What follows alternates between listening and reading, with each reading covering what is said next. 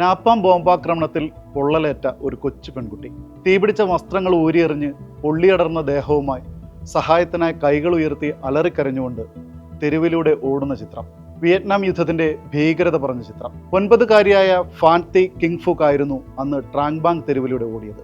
The terror of വാർ എന്ന് പേരിട്ട ചിത്രം നാപ്പാം ഗേൾ എന്ന പേരിൽ ഏറെ പ്രശസ്തമായി.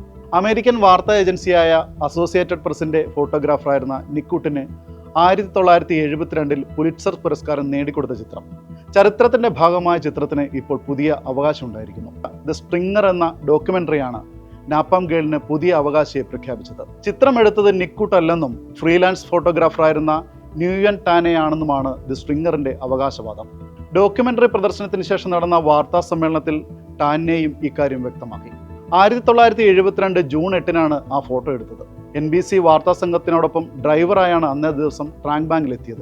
അവിടെ വെച്ചാണ് ബോംബാക്രമണത്തിൽ പേടിച്ചരണ്ട് നിലവിളിച്ച് നഗരത്തിലൂടെ നഗ്നയായി ഓടിവരുന്ന പെൺകുട്ടിയുടെ ചിത്രമെടുത്തത്. വിയറ്റ്നാമീസ് അമേരിക്കൻ ചരിത്രകാരൻ ബാവോ എൻഗുയിനാണ് ഡോക്യുമെന്ററിയുടെ സംവിധായകൻ. വിയറ്റ്നാം യുദ്ധകാലത്ത് AP ഫോട്ടോ എഡിറ്ററായിരുന്ന കാൾ റോബിൻസണാണ് ഡോക്യുമെന്ററിയുടെ പ്രധാന സ്രോതസ്സുകളിലൊന്ന്. സ്ട്രിങ്ങറിൽ നിന്ന് വാങ്ങിയ ഫോട്ടോ AP മാറ്റാൻ സൈഗോൺ ബ്യൂറോയിലെ ഫോട്ടോഗ്രാഫി മേധാവിയായിരുന്ന ഹോഴ്സ്റ്റ് ഫാസ്റ്റ് നിർദ്ദേശിച്ചിരുന്നു. അങ്ങനെയാണ് നിക്കുട്ടിന്റെ പേരിൽ ചിത്രം പ്രസിദ്ധീകരിച്ചതെന്നാണ് റോബിൻസൺ പറയുന്നത്.